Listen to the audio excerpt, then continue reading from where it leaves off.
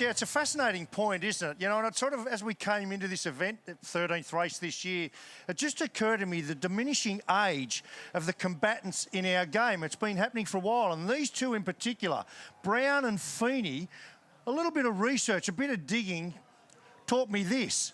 When you combine their ages, their average age is 23.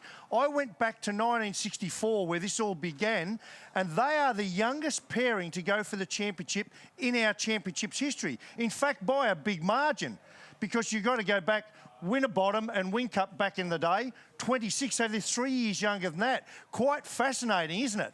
And it's a funny thing because when I go back to my youth and my heroes in the game, you know, Richo, Johnson, Brocky, Moffat, all of these guys, they were nothing like those young late teens, early 20s when they were at the peak of their powers. They were much older. It's just the way it kind of was back then. And then similarly, my heroes in Formula One, Senna, Mansell, Prost, Piquet, all of those sort of guys, no way they're in their late teens, early 20s. You know, I don't know, they might have been late 20s, early 30s, but the combatants were all greater in age. And it's happening in sport everywhere, isn't it? And then I look now at the current crop of F1 stars, Piastri, Russell, Leclerc, Verstappen, Morris, all of these guys at the peak of their powers, late teens, early 20s. It's quite remarkable. So what drove it in our world? I was trying to think, well, why has that changed? Well, I go back, in fact, I was one of them. We used to be what were called team owner drivers, and that's why, for me, the age was always up. We'd build our cars, build our own race teams up, and then go and race our cars. Now, that sort of stuff doesn't happen early in your life. But it started to change over time because in the 90s, well, late 80s in this case, Dickie Johnson was one of the first of them. He signed up John Bowe as a professional driver to sign his second car. Had nothing to do with the ownership of the race team.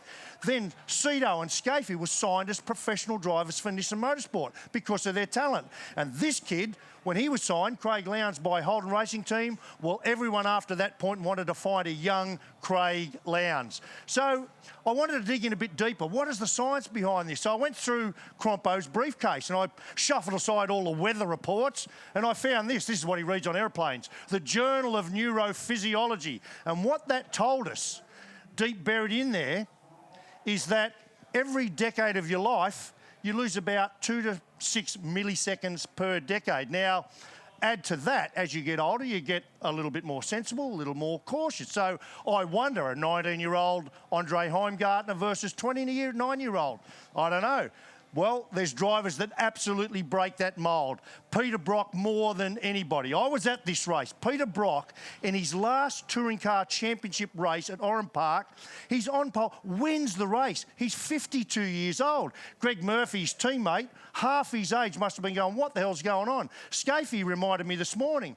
Scafie was champion in 2002, goes to Bathurst in 2003. Jim Richards, 56 years old. Jim out-qualifies Mark in his car. Go figure, right?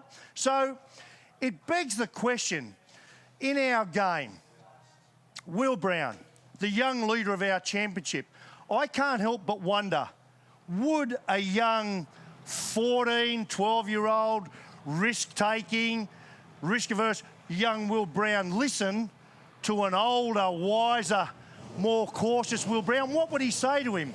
Well, I reckon the point is someone like Will Brown is leading our championship because he is the young risk taker. He has a crack, he's fast, his skill set's there, but his head is wise beyond his years and he makes great decisions, doesn't end up in the sand trap. That is why he's leading our championship.